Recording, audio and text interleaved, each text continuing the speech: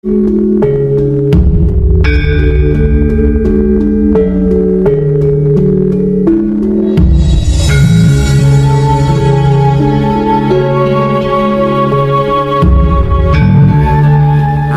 dan bagaimana itu yang dimaksud Allah Subhanahu wa Ta'ala? Secara umum, hari akhir juga disebut dengan kiamat. Pada ayat yang tersurat di dalam Alkitab disebutkan bahwa terdapat dua jenis kiamat yang dapat menimpa manusia di dunia ini, yakni kiamat sugro atau sugra dan kiamat kubra atau kubro. Di antara keduanya terdapat beberapa perbedaan yang mendasar. Apakah itu?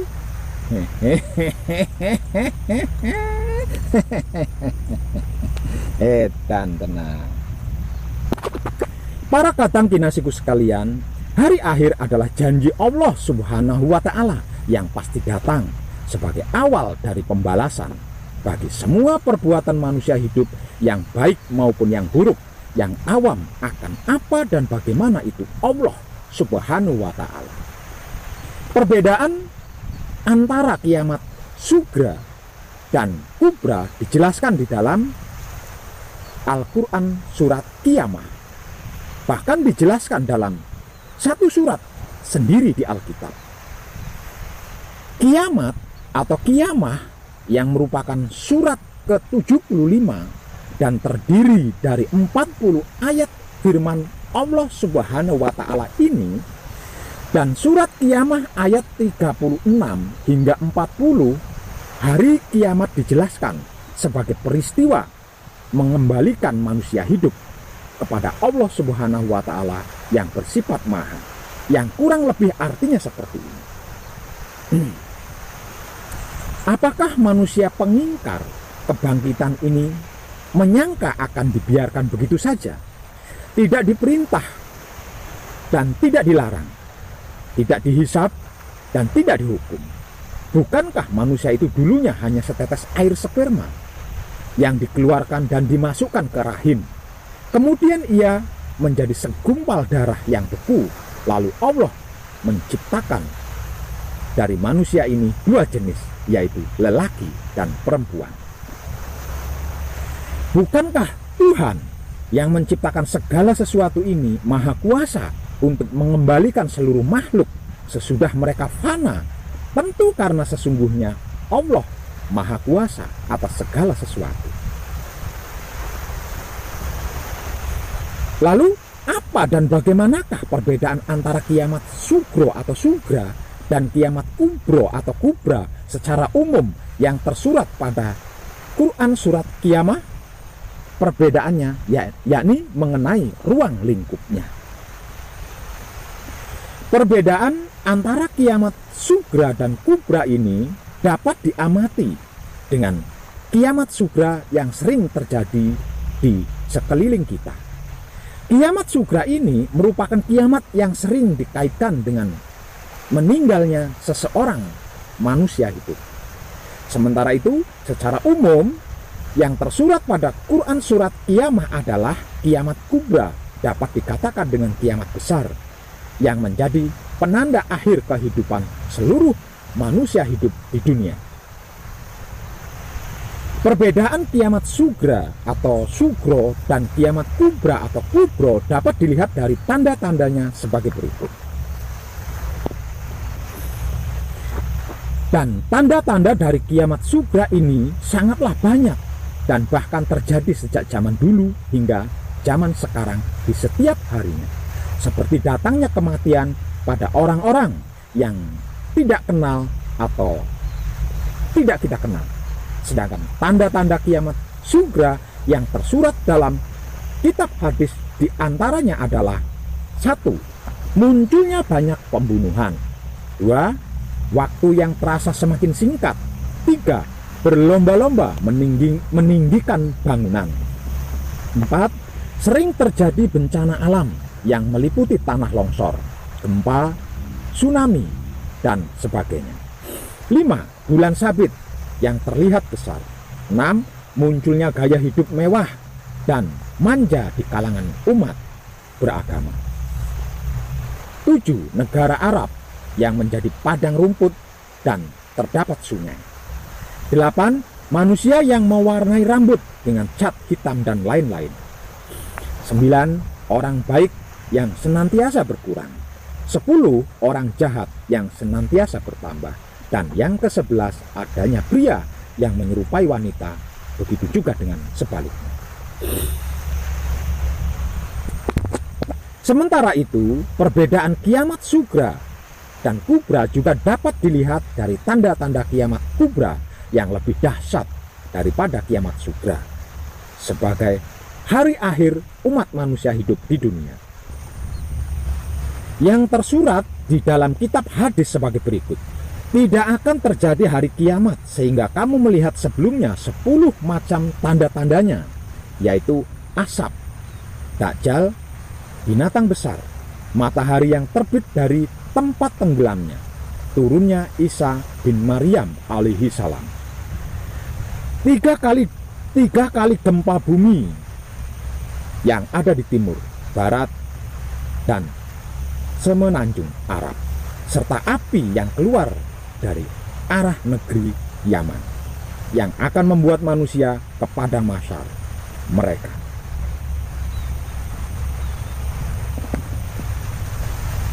Berdasarkan dari sabda Rasulullah Shallallahu Alaihi Wasallam, tanda-tanda kiamat kubra yakni sebagai berikut: 1. Munculnya asap. 2. Munculnya dajjal sebagai musuh terakhir umat manusia. 3. Munculnya binatang besar. 4. Matahari yang terbit dari arah barat. 5. Turunnya Nabi Isa alaihi salam sebagai penyelamat umat manusia. 6. Adanya suku yang merusak kehidupan di bumi. 7. 3 peristiwa penenggelaman bumi. 8. Munculnya api yang mengumpulkan manusia. Itulah perbedaan antara kiamat sugra atau sugro dan kiamat kubra atau kubro, yang secara umum sesuai yang tersurat di dalam Alkitab yang dapat saya informasikan sebagai tambahan wawasan kita bersama. Pertanyaannya sekarang, bagaimana dengan Putra Romo dalam laku murni menuju sucinya? Apakah kiamat sugra atau kubro itu ada dan berlaku juga untuk Putra Romo?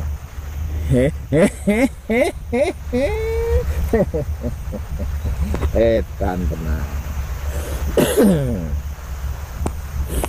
Bukankah di atas tadi sudah saya katakan bahwa bagi semua manusia awam tentang apa dan bagaimana itu yang dimaksud Allah Subhanahu wa Ta'ala. Putra Romo bukanlah manusia awam.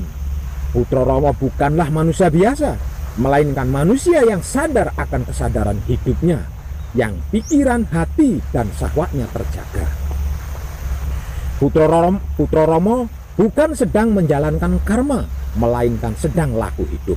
Putra Romo tidak sedang laku menuju surga, apalagi neraka, melainkan sedang laku murni menuju sucinya Tuhan.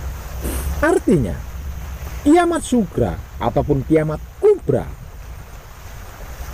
tidak berlaku bagi Putra Romo, karena bagi Putra Romo yang ada hanya kesempurnaan hidup yang abadi, ya abadi tan tenaning wah kinsir.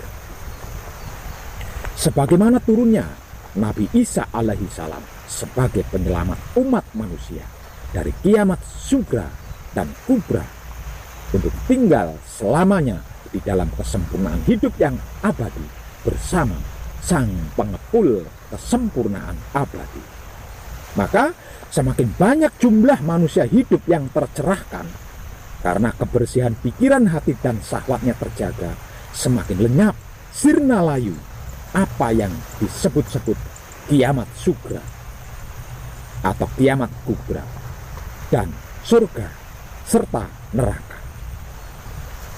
Lalu bagaimana dengan Putra Romo yang tidak mau menjaga pikiran, hati, dan syahwatnya, alias tetap terus asik memelihara kebencian, dendam, sirik, iri, dengki, buli, hasut di dalam pikirannya kepada apapun, khususnya sesama manusia hidup?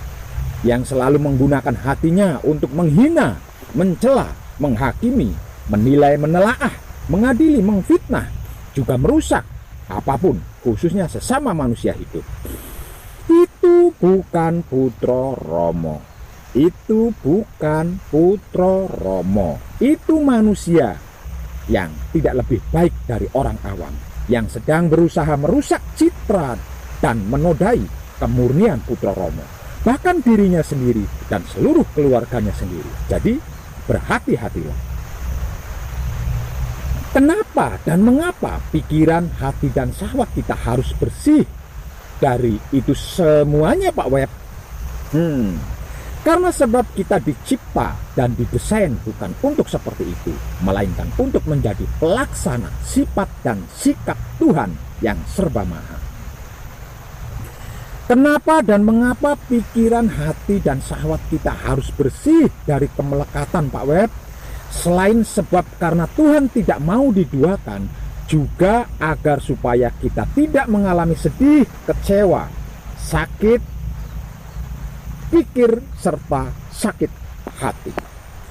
Para kadang kinasiku sekalian, akte kelahiran kita adalah kertas, ijazah kita juga kertas, KTP kita kertas, akte nikah kita juga kertas, paspor kertas, surat kepemilikan tanah, rumah tangga, harta, uang kita juga kertas.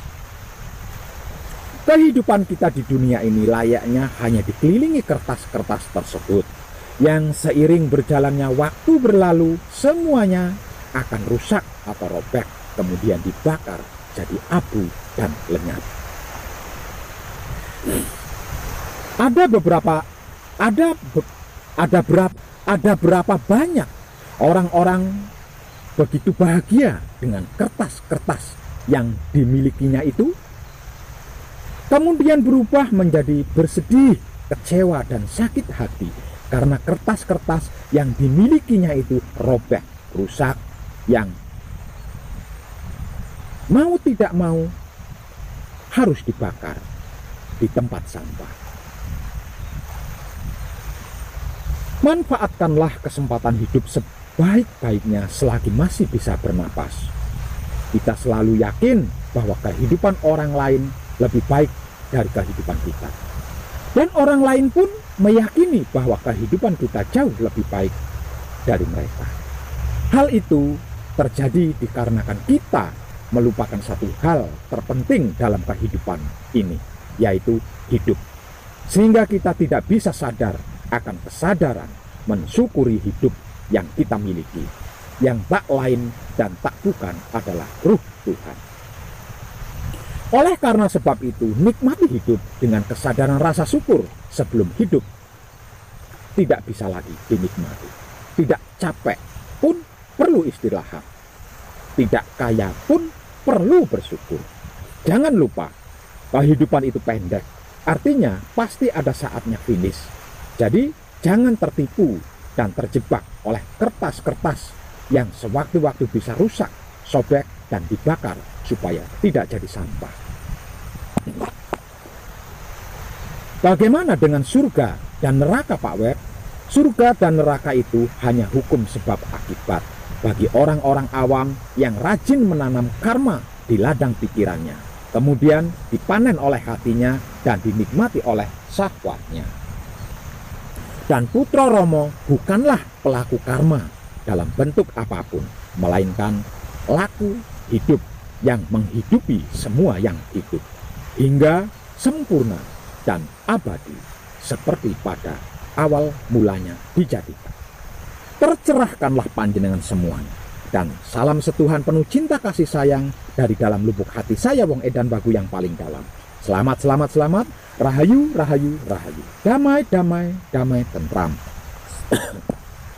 Saya Wong Edan Bagu ngaturaken sugeng rahayu lir ing sambikala.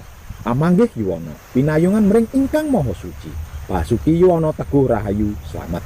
Berkah selalu untuk semuanya tanpa terkecuali, terutama para sedulur, khususnya para kadang konto dan kanti anom saya yang senantiasa direstui yang dat maha suci itu. Om Santi Santi Santi Om. Wassalamualaikum warahmatullahi wabarakatuh. Terima kasih, dan salam kebajikan.